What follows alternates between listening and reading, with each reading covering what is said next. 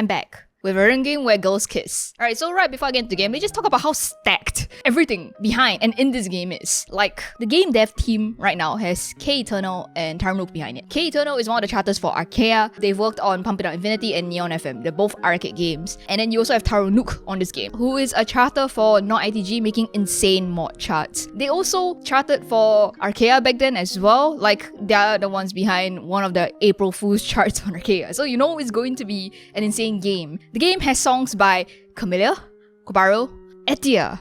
Like, this is so stacked. It is absolutely brimming with huge names. So, please tell me, why are there only 1,000 downloads of this on the Google Play Store? Alright, so the game I'm talking about in question is actually Noisz Starlight. It is a free rhythm game, bullet hell, RPG, visual novel game. Yeah, that's a huge mouthful. It's a whole genre smash. And well, it was recently released like 2 months ago, and to be honest, even right now, it's still an extremely underrated gem. Honestly, I first discovered this game through a friend talking about Twitter, and then like a couple days later, I actually got an email from K Eternal asking me to try the game, and I immediately ignored it because I thought it was spam. I mean, it's not every day you get hybrid rhythm game, bullet hell with girls kissing. I mean, I get a lot of spam in my email. I mean, the last email I've gotten is a NFT promotion scam.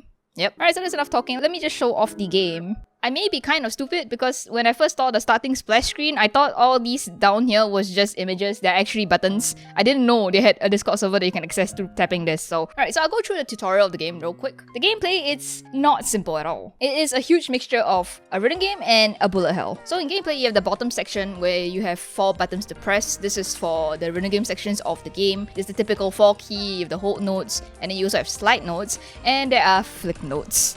Yeah, Then after that, you have the bullet hell segments where you have an enemy shooting stuff at you and you gotta avoid them. One thing to note is that each time you move your character, it moves from the middle of the screen, and when you let go, it snaps back right into the middle. And the thing is, when you let go of the character and it's moving right back to its original position, it can actually phase through any bullets that are there. So this is how you can avoid some attacks. And they also have this thing called slash notes where you have to move your character through when the counter hits 0. This is a bit of a rhythm game and bullet hell concept, I think. It's like, it's on the bullet hell area where you move your character, but it also follows the music. One thing to note though about these slash notes is that you don't need to completely go through them. As long as you're in the area, it should detect that the slash note has been slashed. And then like a lot of bullet hell games, you have the bursts, or like bombs in Toho. If you tap your character and tap next to it or anywhere else, it will trigger a bomb or burst. Usually what this does is clear the area around you of bullets, and depending on which character you're using, it kind of does different things. And I'll go on more about the characters later. Each song and boss is separated into 3 to 4 verses, which means that they have different like phases, kind of like spell cards in Toho. The entire goal of the game is to destroy the boss, and yes, for each verse, the boss will refill its HP bar. So the goal is for each verse, bring the boss's health to 0 and even overflow, which is where you do even more damage to the boss than 0. So it starts going up in the other way. For Noisz Starlight, they have a HP system, like a life bar for your own character as well. If I'm not wrong, I think you get HP back on each verse. So it's not like the whole way of 3 to 5 lives, I think, where you get hit and then you instantly lose that life. Alright, so then this is the main UI. You have 4 characters. Clicking on each character brings you to their song folders. You can go back to the previous menu pressing them again. Alright, so you might be wondering what's going on the top of the screen. That's your playable character name, and you have this thing called hers on the top. That's kind of like potential in Archaea or like the PP system in Osu. And then here is a player profile plate, kind of like what you can get on Taiko. These are unlockable titles for your character. And then here is the menu. You can actually set your scroll speed in this game, which is pretty cool. And then you have the offset. Oh, they call it input offset? I noticed that they use chart offset, not input offset. It doesn't matter, offset all does the same thing. Here you can select your difficulties. Then over here shows your character stats. And over here shows this thing called power. When your character reaches level 10, you unlock Style Lab, which you can pick to change characters actually. You just click this. And then now I will actually be using the other character for this character's folder. There's benefits to using different characters for different things. Alright, let me just play a song, show you guys the score screen. And so you guys know whether you will be into this game. I probably should have showed gameplay first to let you guys know if like this game is for you or not.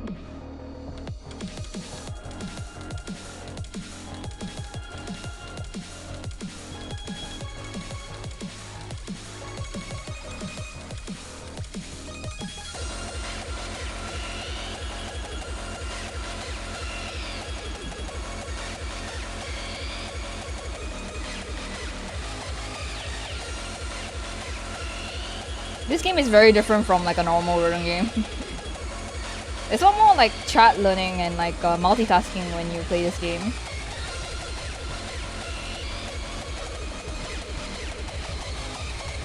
The charts in this game actually aren't that hard if you're looking at it purely 4-key, but the highest difficulty can get quite challenging, like difficult, but honestly most of the difficulty of this game comes from the fact that, well, it's like this. Most people will be really inclined to skip levels when they first start this game. Most people, when they start a game, they don't really like playing on easy difficulties because they feels like you're being babied or something, but let me assure you, I feel like this mentality comes from the fact that a lot of games have really redundant easy levels. Like they're so easy that you might as well just skip to normal or hard. But this game, you should really start on the easy difficulty. I remember trying this out. I opened up a normal difficulty and I died in the first verse. So yeah, the game is actually really hard. And I've kind of resigned myself to being like a normal and a very easy hard player. I don't think I'll ever reach like the last difficulty.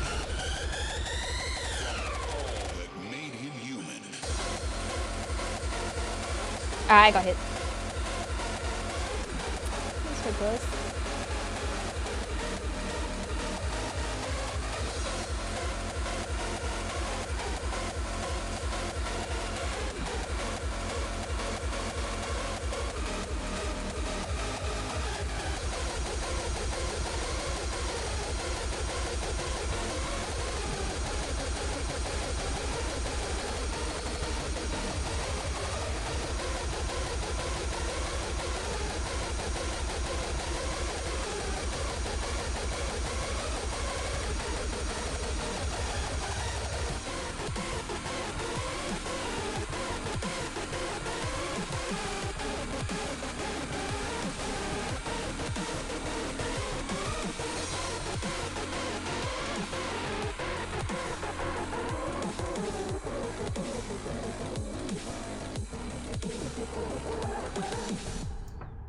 There we go.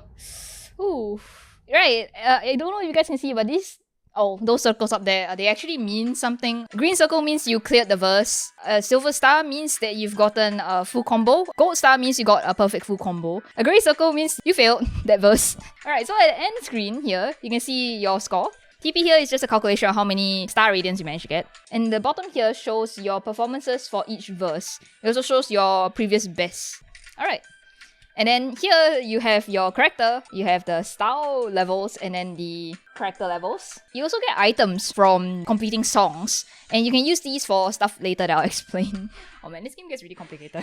Alright, so now to talk about the girls. They're all different in their own way. They are kind of like Muse Dash characters. They have their different abilities and different like stat differences. They kind of impact the game in different ways. A good example is that for this character, her name is Grace. You can take a look at her stats in the Style Lab, and they tell you what her burst ability does, which is, for this character, the moment you get hit by a bullet, her burst instantly activates, unlike the other characters where you have to do it manually. And not to mention, when her burst is active, all radiants become S radiants, and then whenever you get an error, which is where you miss, it gets automatically converted into an like okay. So yeah, her burst does directly impact the gameplay, and this is also the case for every other character. Each character, they kind of excel in one stat. As you can see that each character have different stats. Let me just explain what they do. HP is how much HP the character has, so how many times you get hit by the boss before you pass away. And as for attack, it's kind of self-explanatory. Like this game, you deal damage to the boss whenever you do the rhythm game part. So low attack means that when you play the rhythm game parts, the boss's health doesn't go down as much because your attacks don't do as much damage.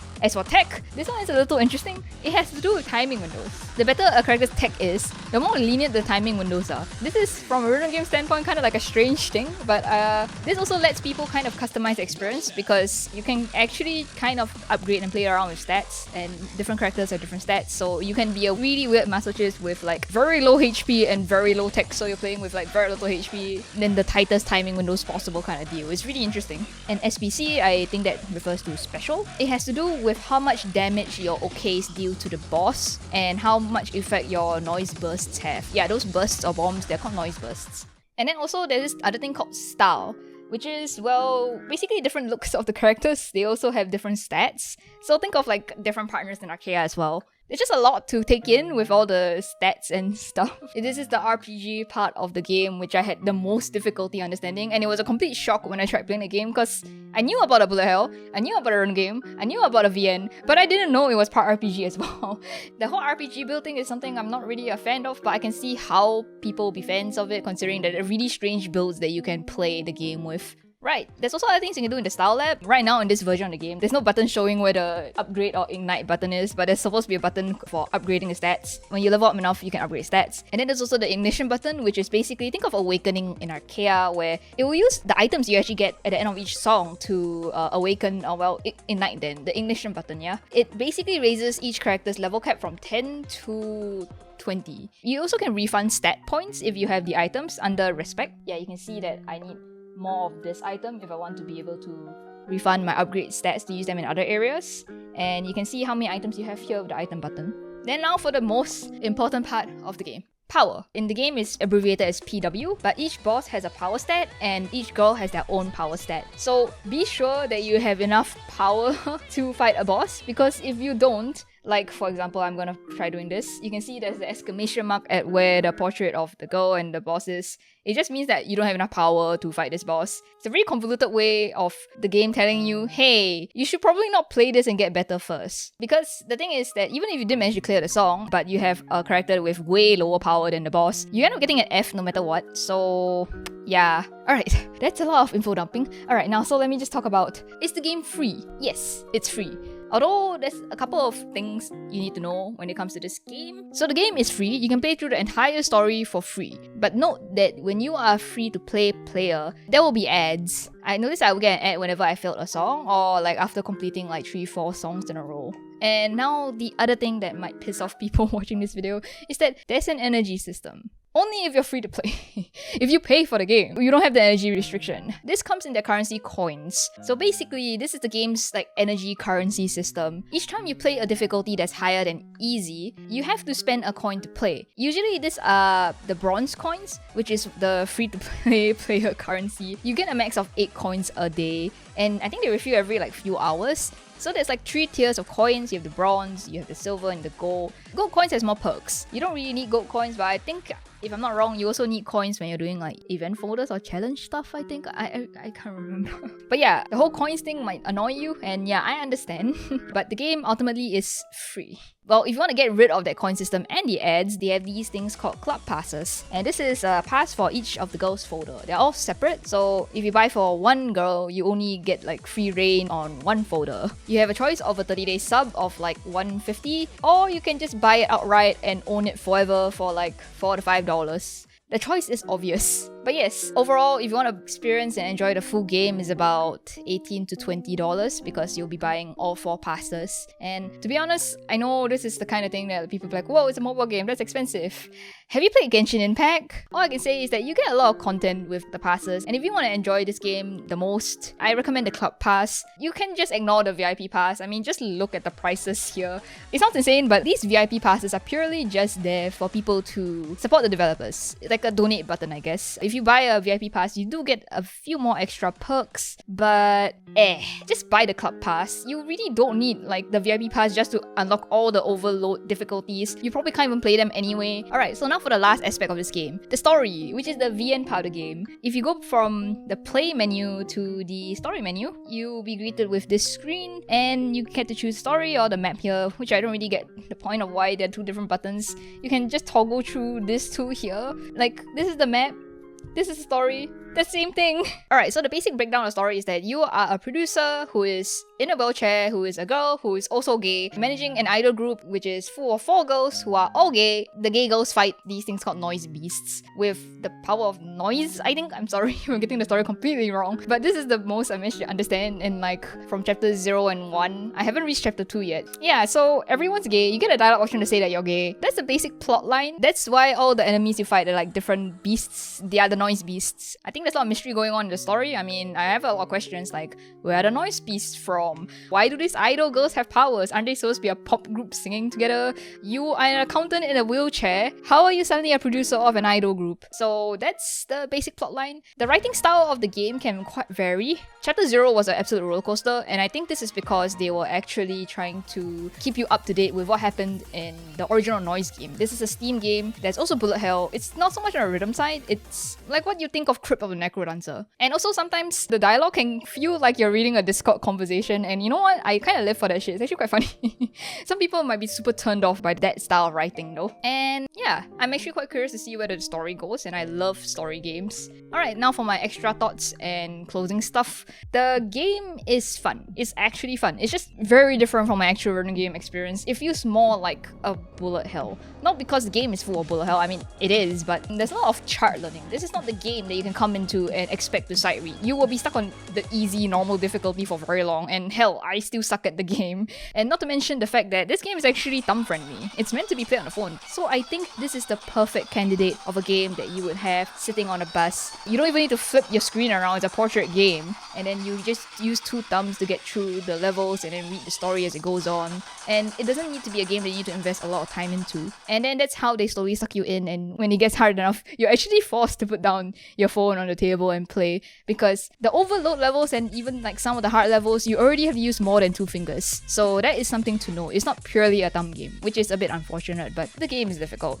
Other thoughts is that, well, the game itself can be quite confusing. Like, even just going off the UI itself, the UI can be a bit redundant. Like how I said, the story and the map button exists, and also the other fact that when you actually start a chapter on this game, you actually can't exit it anyway. I tried looking around, I tried pressing everywhere, you can't leave the screen unless you just flat out close the game. So there's just a couple of buttons that should be there, is not there. Other than the UI being confusing, the game is also quite confusing considering the RPG elements. There's actually other stuff that this game does that's actually really cool, and that would be the fact that you can actually unlock styles if you play Noisz's other games. They have other VNs that if you play through and link to your account on Noisz Starlight, it will unlock styles for you. And apparently the choices you make in the separate VNs will change some dialogue in this game. And that is shit in games that I live for. That's so cool. That's so cool. You have no idea. Last thoughts. The game can feel quite sluggish. There's a reason why I turn off hit sounds. And this is kind of the problem with a lot of rhythm game with flicks in general. It's a mixture of either the game engine or the device latency. Because,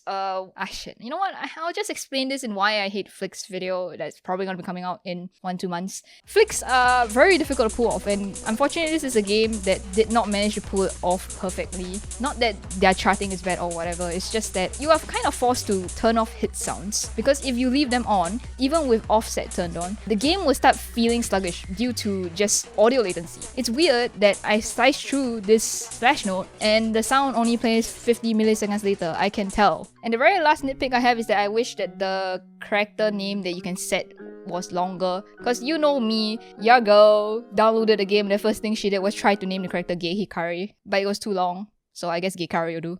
And that's it for my thoughts. There's a lot going on in this game. I really highly recommend you check out the Discord server. It will be linked in the description, and they even have their own community spreadsheet on teaching you how to play the game and the different things you can do. And it's way more in-depth than anything I've said. This is a really underrated game, and it's actually really fun. It might not be for everyone considering that it's just very different from the usual rhythm game experience, but at least please try the game. It has gay girls. It's the best. So that's it for the video today. Try Noisz Starlight, and thank you so much for watching. Wow, it's been so long since I last uploaded a video. But boy, this game is so good. I like girls who like girls who like girls. I actually managed to buy a copy of a Yurihime back when I was in Japan, and it was the only thing I bought in the bookstore, and the cash shop girl looked at me really weirdly when she saw what I was buying, and I wanted to crawl into a hole and disappear.